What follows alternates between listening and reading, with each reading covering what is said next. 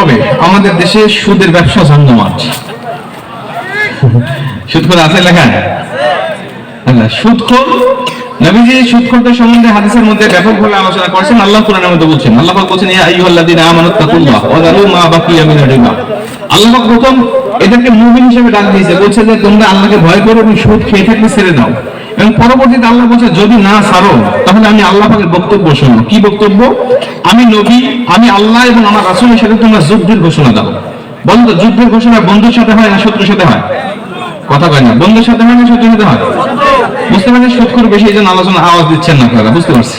তবে যারা সুদখোর না তারা আওয়াজ দেন। বন্ধুর সাথে হয় নাকি শত্রুর সাথে হয়? আল্লাহকে যদি শত্রু বলে ঘোষণা দিয়ে নামাজ পড়ি, নামাজ কবুল হবে? হজ করি, হজ কবুল হবে?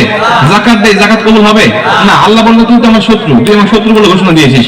অতএব যে ব্যক্তি সুদ খায় সে শত্রু হয়ে যায়, আর শত্রুরা হলো কখনো মুমিন হতে পারে না, সে অমুসলিম। আর এই ব্যক্তি যদি দুনিয়া থেকে বিদায় নিয়ে চলে যায় তার জন্য জান্নাত হারাম, জাহান্নাম ওয়াজিব হয়ে যায়।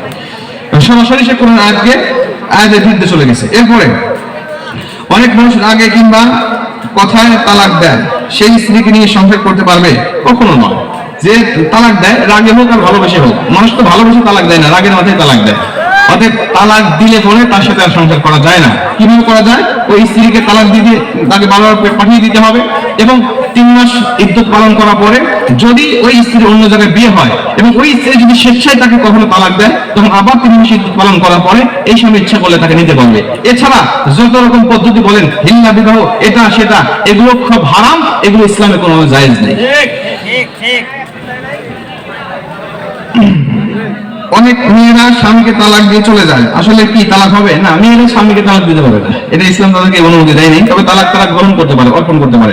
আজকে অধিকাংশ সংসারগুলো এইভাবে হারাম সংসার চলছে। মেয়ে স্ত্রী অন্য পরপুরুষের হাত ধরে চলে গেছে, গিয়ে বলে আমি স্বামীকে তালাক দিয়ে আসছি। তালাক তো হয় নাই। ও যতদিন ওই দ্বিতীয় স্বামীর সাথে সংসার করবে ততদিন সে জিনার গুনাহ করতে থাকবে, তার প্রথম স্বামীর সাথে তালাক হয়নি।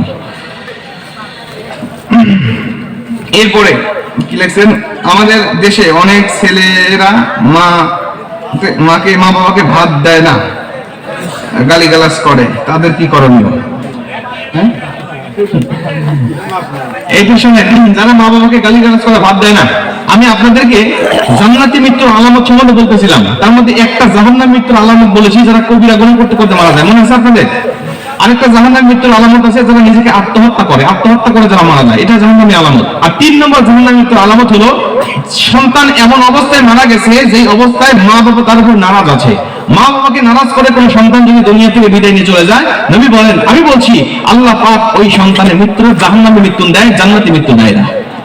এই জন্য মা বাবাকে নারাজ করা এটা তো অসম্ভব ব্যাপার। আল্লাহ পাক কোরআনের মধ্যে মা বাবা সম্বন্ধে বলতে গিয়ে বলেন, ওয়াকাদা রাব্বুকা আল্লা তা'বুদু ইল্লা ইয়্যাহু ওয়া বিল ওয়ালিদাইনি ইহসানা ইম্মা ইয়াবলুগান্না ইনদাকাল কিবারা আহাদুহুমা আও কিলাহুমা উফফিন ওয়া লা তানহারহুমা।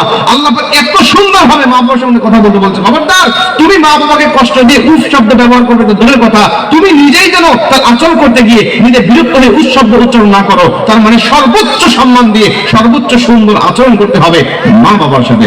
সুবহানাল্লাহ। আল্লাহ পাক আমাদের মা বাবার সাথে ভালো ব্যবহার করার তৌফিক দান করুন, যেন আমিন। এরপরে অনেক মানুষ মসজিদে জামাতে নামাজ পড়তে গিয়ে ইমামের আগে সালাম ফিরিয়ে, তাহলে তাদের নামাজ হবে কি? কেন আপনি ইমামের আগে সালাম ফিরাবেন কেন? আবু দাউদ শরীফের বর্ণনা আসছে, বুখারী শরীফের একটা হাদিস আসছে, নবীজি বলেন কিয়ামতের ময়দানে কিছু নামাজের চেহারাকে গাধার মতো করে তোলা হবে। কারা জানো? যারা ইমামের আগে রুকু সিজদা করে। ইমাম, তুমি তো ইমামকে ইমাম মেনেছো, ইমাম মানে কি? সে নেতা। নেতার আগে তুমি নেতামি করতে গিয়েছো কেন? সে ইমাম তোমাকে নামাজ পড়াবে, তুমি তাকে নামাজে সালাম ফিরাতে পারবে না, রুকু সিজদা করতে পারবে না। যদি করো, নবীজির কথা, বুখারীর হাদিস, নবীজি বলেন কিয়ামতের ময়দানে তার চেহারাটা গাধার মতো করে তোলা হবে। আল্লাহ পাক আমাদের সবাইকে সঠিক বুঝ দান করুন, যেন আমিন। অনেক স্ত্রীরা স্বামীকে গালিগালাজ করে, যে সম্বন্ধে তো আলোচনা হয়ে গেল, গালিগালাজ করা যাবে না ইনশাআল্লাহ। আলহামদুলিল্লাহ, তোমার যা শেষ হয়েছে থাকতে করে যাবে না। নামাজ, ফরজ নামাজ যেভাবে পড়বেন, সুন্নত নামাজের গুরুত্ব দিবেন। কিয়ামতের ময়দানে আল্লাহ রাব্বুল আলামিন বান্দাদের শুধুমাত্র ওসিলা তালাশ করবেন জান্নাতে যাওয়ার জন্য। সুন্নতে মুআক্কাদা এগুলো কিন্তু আমাদের পড়তে হবে। নবী সাল্লাল্লাহু আলাইহি ওয়াসাল্লাম বলেন, যে ব্যক্তি 8 রাকাত সুন্নতের গ্যারান্টি দেয়, আমি নবী তার জন্য 8টি জান্নাতের গ্যারান্টি দিলাম। জোরে বলুন সুবহানাল্লাহ।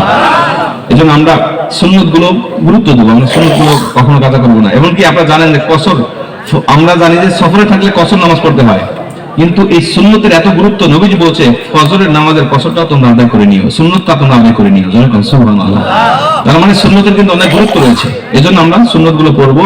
যেহেতু 4 রাকাত ফরজ পড়তে পেরেছি, 2 রাকাত ফরজ পড়তে পেরেছি, আর 2-4 রাকাত সুন্নত পড়তে পারবো না, এত কাজ, এত কর্ম আমার, আল্লাহ 10টা পৃথিবীর সমান একটি করে জান্নাত দিবে, সেই অনুযায়ী আমরা তার কি ইবাদত করতেছি? এজন্য ফরজ পড়বো, সুন্নত পড়বো, প্রয়োজনে নফলও পড়বো। নবীজি বলেন কিয়ামতের ময়দানে বান্দা সব আমল নামাগুলো যখন যাচাই বাছাই হয়ে যাবে, তখন দেখা হবে বান্দার আমল নামে কোনো নফল নামাজ আছে কিনা। ওই নফল নামাজ দিয়ে বান্দার ফরজের ঘাটতি পূরণ করে তাকে জান্নাতের মধ্যে ঢুকায় দেওয়া হবে। আল্লাহ আমাদের সবাইকে কবুল করুক। আমি অনেক কষ্ট পাইছেন আপনারা, তাই নাকি? অনেক কষ্ট পাইছেন। আরে বারোটা বেজে গেছে। আল্লাহুম্মা সাল্লি আলা ইব্রাহিম ওয়া আলা আলি ইব্রাহিম ইন্নাকা হামিদুল মাজিদ। আমাদের একটু পরে كما صليت على إبراهيم وعلى آل إبراهيم إنك حميد مجيد. اللهم بارك على محمد وعلى آل محمد كما باركت على إبراهيم وعلى آل إبراهيم إنك حميد مجيد. اللهم آمين. ربنا ظلمنا أنفسنا وإن لم تغفر لنا وترحمنا لنكونن من الخاسرين. ربنا آتنا في الدنيا حسنة وفي الآخرة حسنة وقنا عذاب النار. رب ارحمهما كما ربياني صغيرا. তাকে দেখে আমি গুনাহগার একটা কিছু পাগল দেখে নিয়ে দীর্ঘ সময় পর্যন্ত কোরআন হাদিস থেকে আলোচনা করতেছিলাম। আপনার বান্দারা পাগলের মতো চাতুর্পাখি নেই তাকিয়ে তাকিয়ে কথাগুলো শুনতেছিল। আল্লাহ তাদের তৃপ্তি যেন পায় না, তারা আরো শুনতে চায়।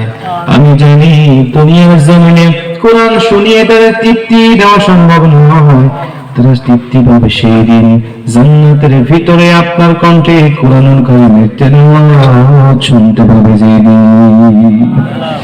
আজকে যেমন একই সাথে একই ময়দানে কোরআনের কথাগুলো বললাম এবং শুনলাম, জান্নাতের ভিতরে আমাদের সবাইকে কোরআনের মাহফিলের শ্রোতা হিসেবে কবুল করে নিন।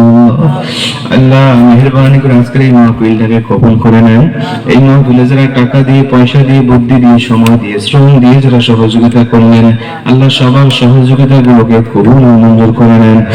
আয় আমার মালিক মেহেরবানি করে আমাদের মধ্যে যাদের মা দুনিয়ার জমিনে জীবিত নাই, যাদের বাবা দুনিয়ার জমিনে জীবিত নাই, আল্লাহ তাদের সবার কবরগুলোকে জান্নাতের বাগান বানা দেন।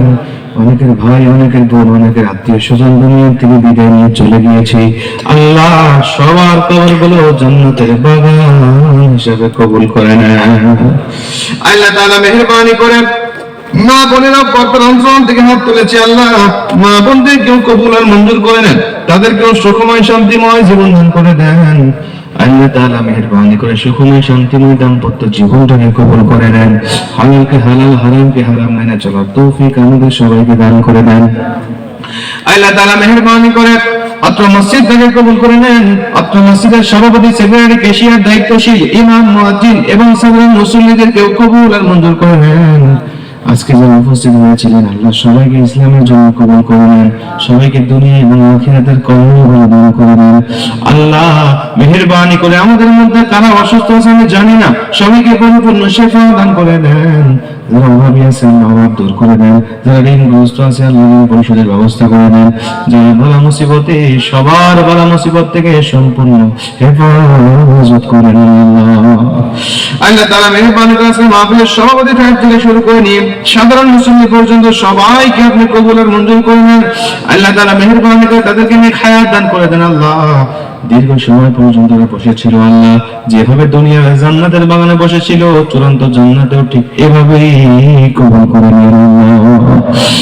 মা বোনদেরকেও কবুল করে নেন। আল্লাহ অনেকেই অনেক বিষয়ের জন্য দোয়া চেয়েছে, আল্লাহ মেহেরবানি করে যারা যে জন্য দোয়া চাইছে, আল্লাহ আমি জানি আপনি ভালো জানেন, সবাই এখানে কবুল মঞ্জুর করে নেন। আল্লাহ আপনি একজন বান্দা এখানে সহযোগিতা করে দোয়া চেয়েছে, মেহেরবানি করে তার দোয়াটাকে কবুল মঞ্জুর করে নেন। আল্লাহ তাআলা মেহেরবানি করে যারাই যেভাবে সহযোগিতা করলেন সবাইকে কবুল করে নেন। আল্লাহ মেহেরবানি করে আজকে মাহফিলে যে সাউন্ড সিস্টেম দিয়েছেন, আল্লাহ তার সাউন্ড সিস্টেমটাকেও কবুল করে নেন। এর মধ্যে রিজিকের মধ্যে বরকত ঢুকিয়ে দেন।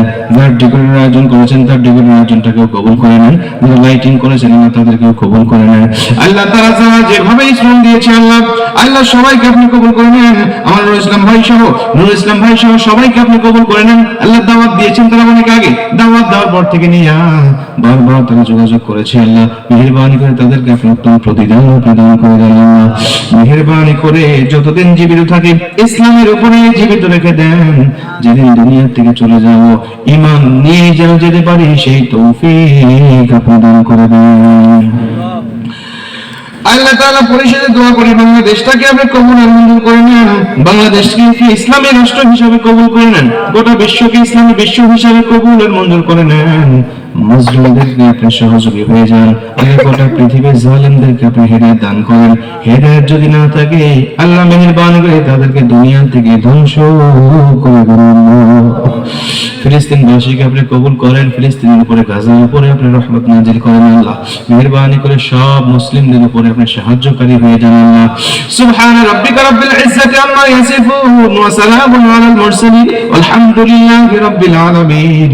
মওত কালে আমাদের সকলের জবানে জারি করে দিয়েন কালেমা তাইয়্যিবা লা ইলাহা ইল্লাল্লাহু মুহাম্মাদুর রাসূলুল্লাহ সাল্লাল্লাহু আলাইহি ওয়াসাল্লাম। আসসালামু আলাইকুম।